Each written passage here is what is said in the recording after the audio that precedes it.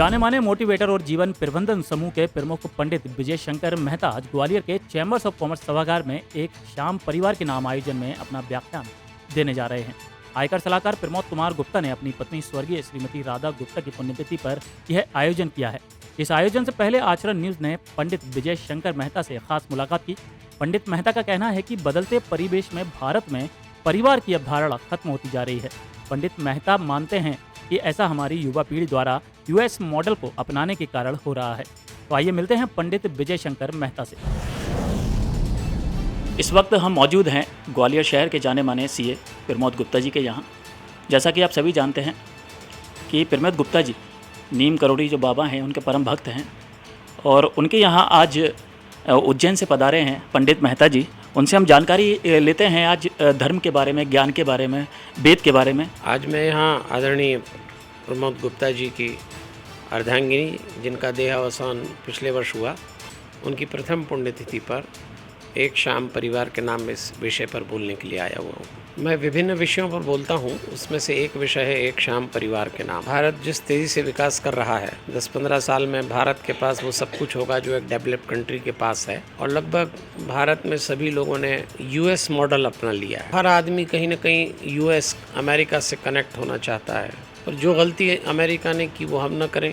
वहाँ family structure collapse हो गया। भारत में भी ख़तरा मंडराने लगा है। आज जो परिवार एक छत के नीचे दिख रहे हैं वो बड़ी ताकत लग रही परिवार बचाने में। तो हम अपने व्याख्यान में कुछ ऐसे सूत्र लोगों को सौंपने का प्रयास करते हैं जिससे वो अगर उसका उपयोग करें, उस जीवन शैली को अपनाएं जो हमारे ऋषि मुनियों ने हमको दी है। परिवार बचना चाहिए, इस उद्देश्य से आज का व्याख्यान है। एक सवाल आपसे पूछना चाहूँगा, जिस तरीके से परिवार की आपने बात की, परिवार में कई ऐसे भी होते हैं, कुछ अपने बच्चों को बाहर विदेश पढ़ाई के लिए भेजते हैं और उस दौरान वो वहीं पर ही सेटल हो जाते हैं, जिससे परिवार एक तरीके से अलग हो जाते हैं, मतलब माँ बाप से बच्चे। तो उनको किस तरीके का आप संदेश देना चाहेंगे? ये तो तय है, साइंस टेक्नोलॉजी और जिस तरह का डेवलपमेंट है, बच्चे बाहर निकलेंगे, दूर भी जाएंगे। तो जब बच्चों को हम पढ़ा रहे होते हैं, उनका एक्सपोजर तैयार हो रहा होता है, तब माता पिता को मानसिक रूप से इस बात के लिए तैयार रहना चाहिए कि बच्चे दूर जाएंगे, आपके पेरेंटल बिजनेस में इन्वॉल्व नहीं होंगे। कोई भी माता पिता अपने बच्चों को दूर भेजकर दुखी नहीं होता। दूर जाने वाले बच्चे जब उनको भूल जाते हैं, दुख तब होता है। तो बच्चे और पेरेंट्स कैसे कनेक्ट रहें,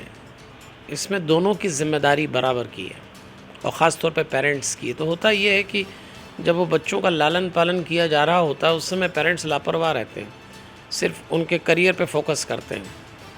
इमोशनली, मोरली पेरेंट्स काम नहीं करते बच्चों पे।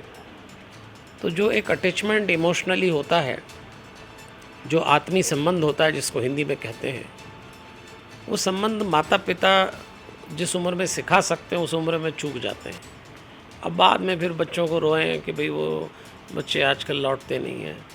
आप वो अवसर खो चुके थे जब बच्चे लौटने का महत्व समझें, और लौटेगा कोई भी नहीं। पर कनेक्ट हो रहें, बने रहें। अब दुनिया जिस तेज़ी से बदली है उसमें तो भाई विरह विछोह स्वाभाविक है और होके रहेगा। पेरेंट्स की तैयारी होना चाहिए कि इमोशनली कैसे कनेक्ट रहें। जितने ग्रंथ हैं सब में एक ही बात लिखी है कि अपनी आत्मा पर जीना सीखो। पेरेंट्स और बच्चे शरीर पे ही जीते हैं, तो शरीर का तो मोह थोड़ी देर का होता है। तो सभी ग्रंथों ने कहा है कि मनुष्य 3 बातों से बना है, शरीर, मन और आत्मा। आत्मा पे जीने की कला का नाम योग है, भक्ति योग है। तो जो लोग आत्मा पे जिएंगे वो कनेक्ट भी इजीली हो सकते हैं।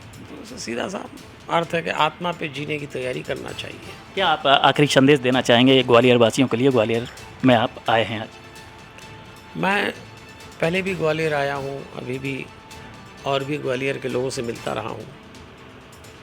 ये एक ऐसा नगर है जिसमें महानगर का हल्का सा छींटा पड़ा है और कस्बे का अपनापन, एक कस्बाई मनोवृत्ति भी यहाँ है। तो ये अभी बीच का शहर है। तो इस शहर वासियों की ये जिम्मेदारी होना चाहिए कि एक छोटे नगर, एक कस्बे में जो अपनापन था वो बना रहे, और महानगर का जो ग्लोबल अप्रोच होता है वो भी उतरे, ये भी ज़रूरी है। तो इस लिहाज से इस नगर में अभी स्वाद है अपनेपन का, कुछ पुरानी स्मृतियों का, कुछ पुरानी परंपराओं का, वो स्वाद भी बना रहे, और जो नई पीढ़ी विकास चाहती वो भी इस नगर का हो। इस संतुलन से ग्वालियर वासी रहें तो निश्चित रूप से यहाँ रहने का आनंद आएगा। तो ये थे हमारे बीच विजय शंकर मेहता जी, जो कि उज्जैन से ग्वालियर आए हुए हैं। और अब थोड़ी सी हम चर्चा करते हैं प्रमोद कुमार गुप्ता जी से भी। गुप्ता जी, जैसा कि सभी जानते हैं, आप नीम करोली बाबा के बड़े भक्त हैं। किस तरीके का कार्यक्रम होने वाला है अगले महीने, जो कि हर साल आप कराते हैं? बाबा नीम करोली जी का पूरे विश्व भर में नाम है, और उनके यहाँ जो 14 जून को जो मेला लगता है उसमें करीब 50 लाख लोग वहाँ पहुँचते हैं। और ऐसी मान्यता है कि वहाँ जिस दिन जो व्यक्ति पहुँचता है, जो मनोकामना मांगता है, वो पूरी होती है। ग्वालियर से किस तरीके का आयोजन रहता है यहाँ पे, जिससे जिस तरीके से भक्त है ना वहाँ पर जाते हैं ज़्यादा से ज़्यादा? नहीं, उनके तो पूरे संसार में भक्त हैं और सब जगह से लोग वहाँ पहुँचते हैं। जी, आपकी किस तरीके की तैयारी रहती है यहाँ से भक्त? नहीं, मेरी तो हर धार्मिक काम में जो चीज़ रहती है। और मैं तो अपनी मेरी पत्नी का प्रथम पुण्यतिथि है, उस अवसर पर मैंने आदरणीय मेहता जी को बुलाया है। और मेहता जी के आज प्रवचन चैम्बर ऑफ कॉमर्स में होंगे। और मेहता जी का भी ग्वालियर के प्रति बहुत प्रेम है लोगों को। हमारे साथ मौजूद हैं एक पंडित शर्मा जी, जो राष्ट्रपति से सम्मानित भी हैं। हम उनसे थोड़ी सी चर्चा करते हैं।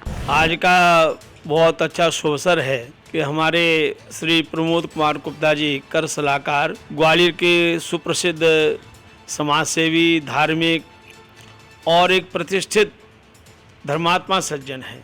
मैं ये अतिशयोक्ति से नहीं कह रहा हूँ। आपकी धार्मिकता, आपकी आस्तिकता, आपकी ईश्वर भक्ति, भगवान श्री राम के प्रति अथाह प्रेम जो आपके जीवन में है, और आपका जो नाम प्रमोद है, तो मोद का अर्थ ही प्रसन्नता होता है, हर्ष है। उसमें भी प्र उपसर्ग लगा हुआ है, तो प्रकृष्ट है मोद जिसमें। तो प्रमोद शब्द ही भगवान की भक्ति की प्रसन्नता का सूचक है। और हमारे परिवारों में प्रसन्नता कैसे रहे, उस सूत्र के विनियोजक और संप्रेरक एक शाम परिवार के नाम, यह संदेश परिवार का कैसे समायोजन हो, परिवार में कैसे प्रसन्नता का प्रसारण हो, परिवार में कैसे संगठन की भावना हो, और श्री हनुमान जी के पारिवारिक सूत्रों का भारतवर्ष में नहीं विश्व में इस नाद को गुंजायमान करने वाले हमारे आदरणीय श्री विजय शंकर मेहता जी उज्जैन से पधारे हैं।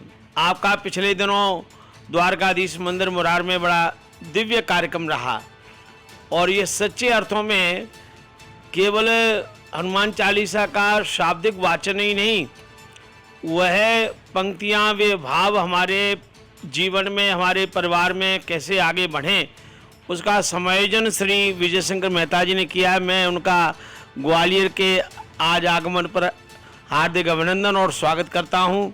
उनके संबंध में मैंने संस्कृत में कुछ श्लोक भी बनाए थे गुप्ता जी। और अभी आप खान साहब ने वेद के संबंध में एक बात पूछी, तो वेद 4 हैं, ऋग्वेद, यजुर्वेद, सामवेद, अथर्ववेद।